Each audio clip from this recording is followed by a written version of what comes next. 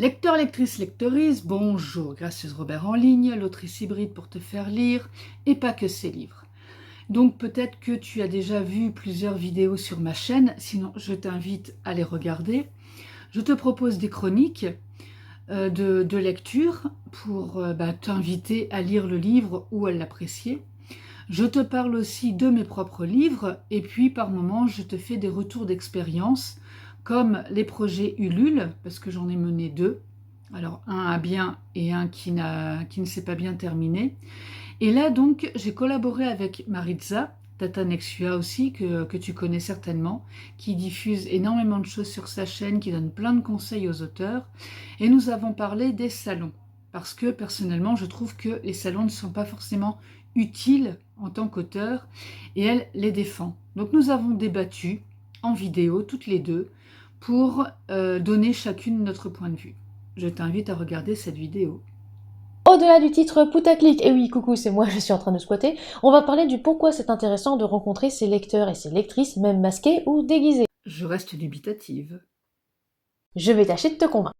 Pourquoi aller en salon? Pour rencontrer du monde, effectivement, on est là aussi pour faire des rencontres, les lecteurs et les lectrices, mais aussi nos collègues d'écriture, des maisons d'édition, les directeurs et directrices édito qui parfois effectivement sont là, ou tout simplement aussi tout autre membre d'une maison d'édition. Et oui, ça permet aussi un petit peu de discuter et de glaner un petit peu des informations, des adresses mail, etc.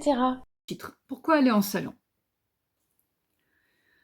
Tu peux le faire en tant que visiteuse, et ça te coûte vachement moins cher. Au moins, tu peux partir quand tu veux et ne passe pas tout ton week-end dans un endroit où tu te demandes parfois pourquoi tu es là.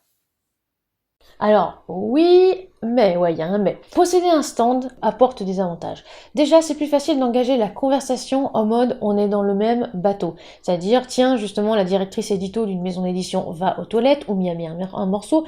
Bah, perso, je fais style d'y aller en même temps. Et oui, ça c'est un petit peu le vécu. Sans brusquer, évidemment, il m'arrive de lancer un bonjour, vous allez bien? Et je n'insiste pas.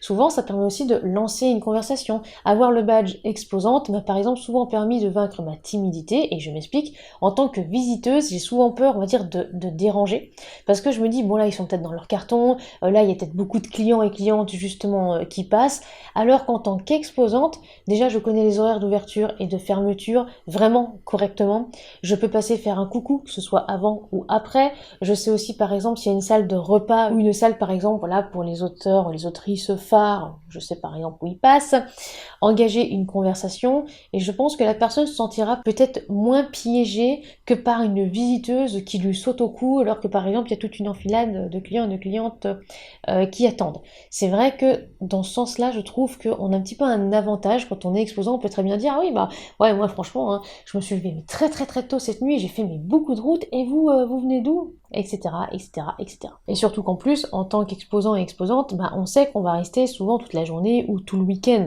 Donc autant bien s'entendre avec ses voisins et voisines. Oui, mais tu ne vends rien.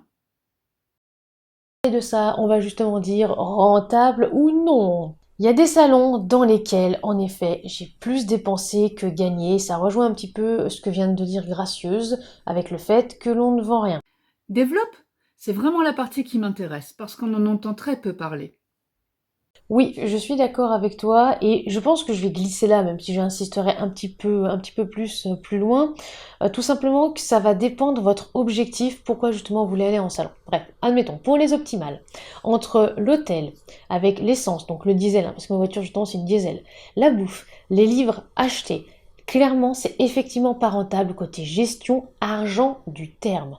Tout simplement parce que l'hôtel, même si j'ai pris dans les moins chers, hein, c'est-à-dire le truc budget, etc., vraiment très très bas. La nourriture, c'est pareil, hein, ça a été le menu le moins cher du McDo du coin parce que c'était pas cher du tout. Ou alors des petits trucs aussi dans l'Intermarché. Ouais, c'était l'Intermarché justement de... Je sais plus si c'est celui de Livron ou justement si c'est celui de la ville d'à côté. Je sais jamais.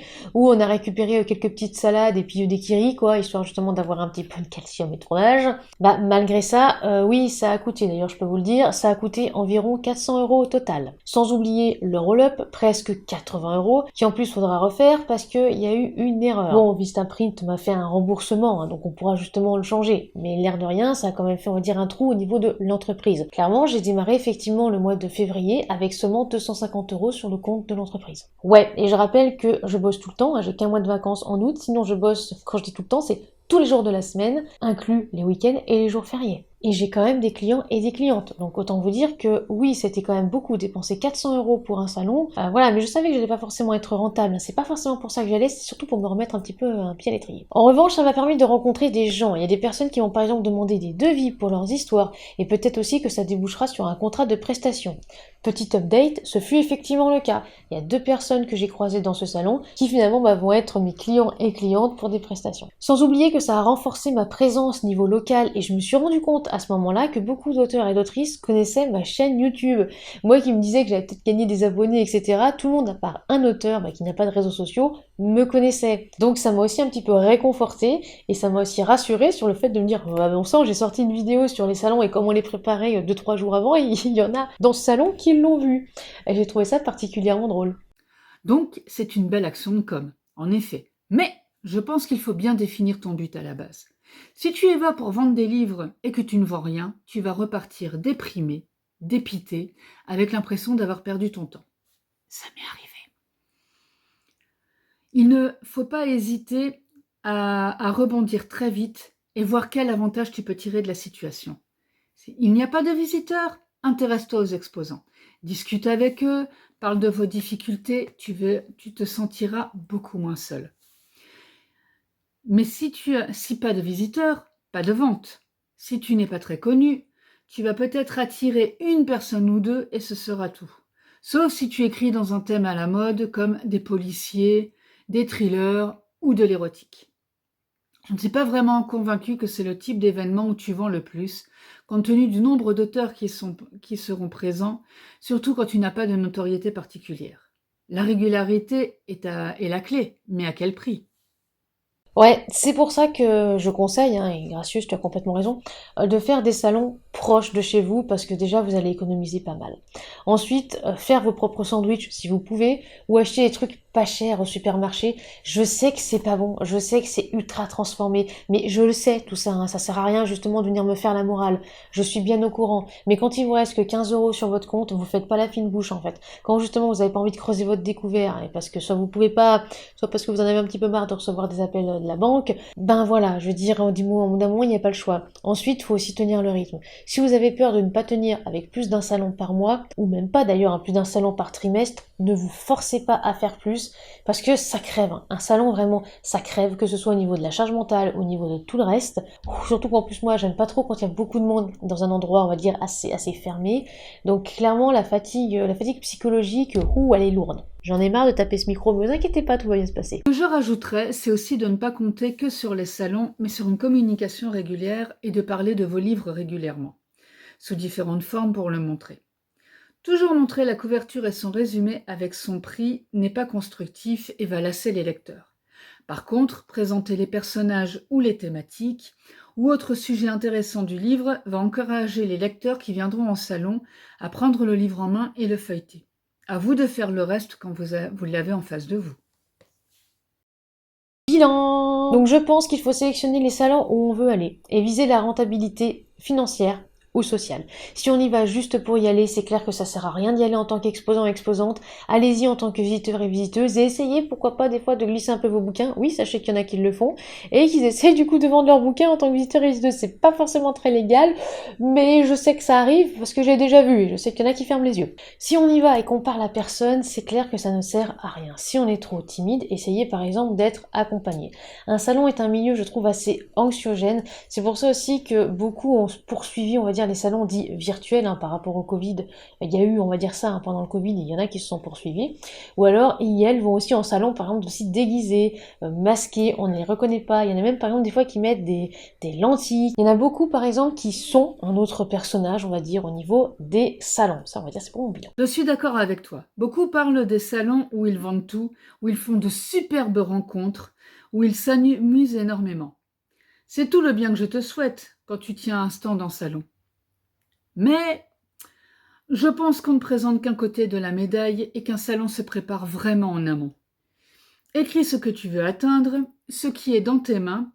Ne prévois pas d'y vendre par titre si tu sais que c'est un petit salon sans tête d'affiche. Ne rêve pas. Alors, la vidéo t'a plu? Personnellement, j'espère que nous allons faire d'autres vidéos comme ça avec Tata, parce que j'ai trouvé ça vraiment super intéressant à réaliser.